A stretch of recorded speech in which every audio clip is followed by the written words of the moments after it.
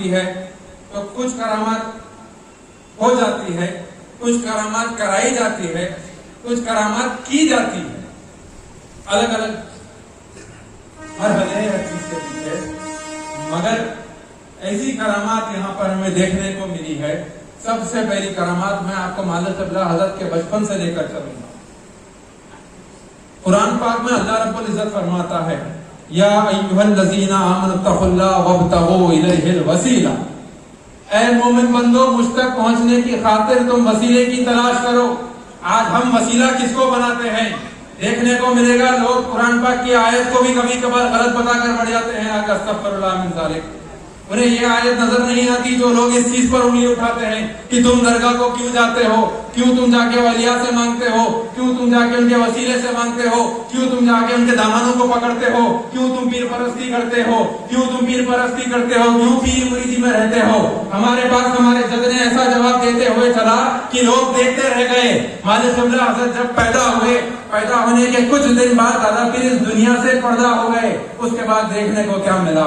یہاں پر آ گئے مالک قبلہ حضرت 4 سال کی عمر میں، وہاں پر چھوٹے دادا پیر اپنے خلفاء اور مریدین کو لے کر ایک جگہ پر جمع ہیں۔ بتایا جاتا ہے کہ درگاہ شریف کا یہ احاطہ تھا، وہاں پر کی جا رہی تھی آپ کی بسم اللہ خوانی۔ میری بسم اللہ خوانی ہو یا آپ میں سے کسی کی بسم اللہ خوانی ہو، کون پڑھایا ہوگا؟ مجھے تو میرے پیر و مرشد کے والد محترم میرے دادا حضرت نے پڑھایا، اور الحمدللہ خوش نصیب ہوں میں اس کی خاطر۔ آپ کے گھر کون آپ کا کوئی گھر کا بڑا پڑھایا ہوگا؟ یا اگر کسی کے پاس اقرا کا سورہ یاد نہیں رہا، فاتحہ کا طریقہ یاد نہیں رہا، تو اپنے امام کو یا قاضی کو بلا کے لے کے آ کے پڑھا دیے، حساب ختم۔ مگر جب بات آتی ہے اولیاء کی، جو لوگ سوال کرتے ہیں نا تم کیوں پیر پرستی کرتے ہو، جو لوگ سوال کرتے ہیں نا کیوں اولیاء کا دامن تھامتے ہو، جو لوگ سوال کرتے ہیں نا کیوں بزرگان دین کو اپنا وسیلہ بناتے ہو، جواب دیتا ہوا آگے چل رہا ہوں کہ دیکھ لیں ہم جا کر اس واسطے اولیاء کا دامن پکڑتے ہیں کہ دیکھیں دادا پیر کو پردہ فرما کر 2 سے 3 سال کے اوپر ہو گیا، یہاں پر سرور جامعہ رحمہ اپنے شہزادے مالک قبلہ حضرت کو بٹھا کر بسم اللہ خوانی کی تیاری کر رہے ہیں، اور وہاں پر کیا دیکھنے کو مل رہا ہے؟ آپ کے تمام خلفاء، آپ کے تمام مریدین بے چین ہیں کہ آخر حضرت کیوں نہیں پڑھا رہے ہیں بسم اللہ۔ اور جب آپ سے پوچھا گیا کہ سرکار آپ بسم اللہ خوانی کیوں نہیں کر رہے ہیں، تو آپ نے جواب دیا یہاں پر بسم اللہ خوانی ہم کرنے والے نہیں، کوئی اور آ کے کرنے والے ہیں۔ اب مریدین کو بے چینی شروع ہو گئی، خلفاء کو بے چینی شروع ہو گئی کہ آخر کیا ماجرا ہے، کیا معاملہ ہے، ہمارے پیر سے افضل کوئی نہیں۔ اور یہاں پر کیا دیکھنے کو مل رہا؟ ہمارے پیر صاحب کسی کا انتظار کر رہے ہیں جو آ کے ہمارے جانشین کی بسم اللہ خوانی پڑھائے گا۔ ایسی کون مجال کرتا ہے؟ وہ لوگوں کی آنکھ سے چھپا ہوا تھا، وہ لوگوں کے دلوں سے چھپا ہوا تھا۔ لوگ دیکھنے والے کیا دیکھتے ہیں؟ ایک بڑا ہی نورانی شخص اپنے آپ کو کالی کمری میں لپیٹے ہوئے آ رہا ہے اپنے شہزادے کی طرف، آ کر بسم اللہ پڑھاتے ہیں، چلے جاتے ہیں۔ جیسے مریدین اور خلفاء دیکھتے ہیں کہ آخر آپ کے رہنے کے بعد آخر کون آ کے بسم اللہ پڑھا کے گیا ہے؟ جو لوگ کہتے ہیں بزرگان دین اور اولیاء خبر میں جانے کے بعد مردہ ہو جاتے ہیں، یہ ایک ایسا تماچا سلسلے بیابانیاں کے بزرگوں نے ایسے لوگوں کے منہ پہ مارا ہے کہ آج بھی زمانہ پکارا کرتا ہے۔ دیکھو کیا ماجرا تھا، کافی زیادہ اصرار کرنے کے بعد چھوٹے دادا پیر سے جب پوچھا گیا، واسطے دے کر پوچھا گیا، شہزادے کا واسطہ دے کر پوچھا گیا، بتلا دیں کہ آخر کون تھا جو آپ کے رہنے کے بعد آگے بسم اللہ خوانی پڑھا گیا؟ چھوٹے دادا پیر رو کر فرماتے ہیں وہ کوئی اور نہیں، میرے والد محترم حضور محبوب سبحانی افضل افلاک ارفانی حضرت سید شاہ افضل کیانی رحمہ آ کر بسم اللہ خوانی پڑھا۔ یہ ہے اولیاء کرام کی شان، یہ ہے بزرگان دین کی شان۔ دیکھنے والے آنکھوں نے کیا دیکھا؟ دادا پیر سرکار آئے، آ کر بسم اللہ خوانی پڑھائے اور واپس جہاں جانا تھا وہاں گئے۔ جہاں سے آئے وہ کہاں سے آئے ان کو معلوم، وہ کہاں گئے ان کو معلوم۔ ہمارا تو کامل اکمل یقین یہ ہے کہ ہمارے ارد گرد ہمیشہ اللہ کی رحمت جیسی رہتی ہے، ہمارے پیروں کا سایہ بھی ویسا رہتا ہے۔ اب آئیے آخری واقعہ سنا کر اپنی تقریر کو ختم کرتا ہوں۔ جیسے میں نے بات بتائی ہے یہ 5 رنگوں کی، اپنے پاس ہر رنگ سے الگ الگ محبت ہے۔ محبت کیے تو ایسے کیے کہ غوث پاک کو بلا، محبت کیے تو ایسی کیے کہ غوث پاک وہ کہنے لگے اے میرے محبوب، میں محبوب سبحانی ہوں تو تم محبوب سبحانی ہو۔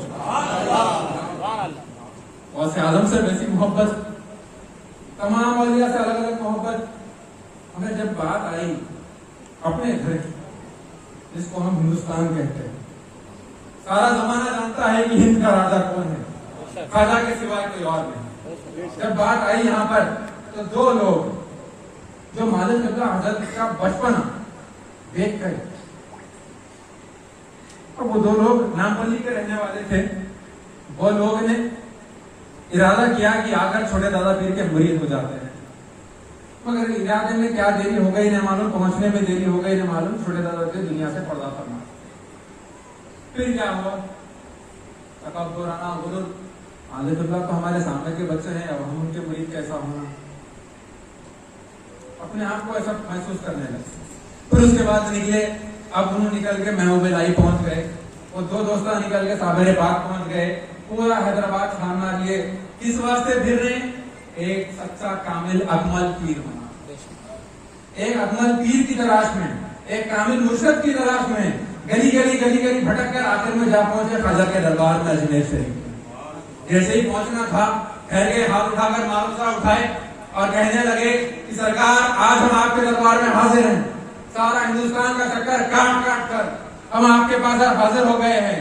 اگر آپ ہمیں اشارہ نہیں دیں گے کہ ہمیں کس کا مرید ہونا ہے تو ہم یہیں پہ کسی کو پکڑ کر اس کے مرید ہو جائیں گے. یہ عرضی کرے, عرضی لگائے, ریکمنڈیشن یا لیٹر یا جو بھی ہم اسے سمجھے, میرا لطف کر کے اپنی نیند کے ہاتھ سے چلے گئے. وہ دو حضرات جو سوچتے ہیں کہ مالک قبلہ حضرت ہمارے سامنے کے بچے ہیں, یہ دیکھو, یہ بھی ایک سوال اٹھتا ہے, بزرگاں آپ کی کیسا سنتے, بزرگاں آپ کو کیسا بولتے, بزرگاں آپ کو کیسا عطا کرتے, بزرگاں آپ کو کیا سمجھتے, آپ جا کے خبر پہ ٹھہر کے چیخے یا پکارے تو اندر کیا سننے آتا. دیکھو وہ اجمیر شریف کی سرزمین پہ خواجہ صاحب آرام فرما ہے اور یہاں کے حال سے واقف ہے. کیا معاملہ پیش آیا, جیسے یہ بھٹک بھٹک کے پہنچے یا عرضی لگے, معروضہ لگائے, سو گئے. وہ خواب میں کیا دیکھتے ہیں, ان کے خواب میں مالک ہند حضور غریب نواز تشریف لاتے ہیں اور فرماتے ہیں تمہیں خالی پیٹ جانے کے بعد اتنا بھٹکنے کی ضرورت نہیں تھی, کیونکہ وہاں پر زمانہ جس کو غلام افضل بیابانی مالک قبلہ کے نام سے جانتا ہے, فی الحال ساری ہند کی سرزمین پر ان سے زیادہ اکمل کامل مرشد تمہیں نہیں ملے گا. لہذا جانا اور میرے غلام افضل بیابانی کے مرید ہو جانا. یہ مقام اور مرتبہ مالک قبلہ حضرت رکھتے ہیں, یہ مقام اور مرتبہ مالک قبلہ رکھتے ہیں. حضرت کے ساتھ گیا بھی مالک قبلہ کا یہ مقام اور مرتبہ. عشق بھی کرنا سیکھنا چاہتے ہو تو بیابانیوں سے سیکھو, محبت بھی کرنا چاہتے ہو تو بیابانیوں سے سیکھو, اگر وفاداری نبھانا چاہتے ہو تو بیابانیوں سے سیکھو. ایسا کیا عشق اور محبت تھی جو غوث کو یہاں کھینچ لائی, جو غوث اعظم کو یہاں کھینچ لائی. آ گئی. اب دیکھو دادا پیر کے پوتے نے ایسی کیا چیز کر دی. ایک کلام ایسا لکھا جس کو سن کر اگر آدمی کو اپنے پاس بیٹھے ہوئے محفل میں مطلب بھی سمجھ میں نہیں آیا نا, انہیں محبت میں رو دیتا. یہ اصول سمجھنا, کلام فارسی میں اگر اس کو سمجھ میں بھی نہیں آ رہا, وہ کلام کیا ہے, بگر بحالم یا غوث اعظم.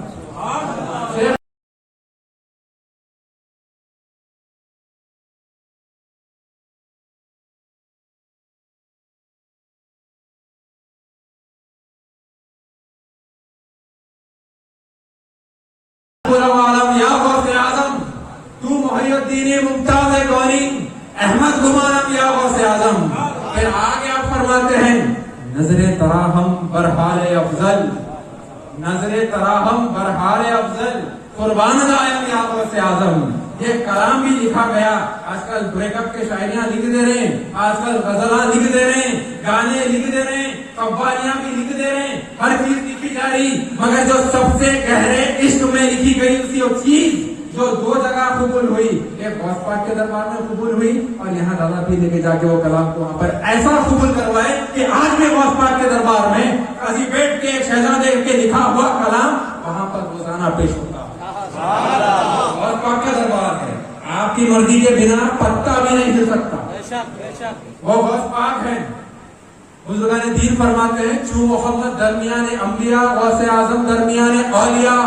جو مقام اور مرتبہ سرکار کائنات صلی اللہ علیہ وسلم کا تمام نبیوں میں ہے, ویسا ہی مقام اور مرتبہ غوث اعظم کا تمام ولیوں میں ہے۔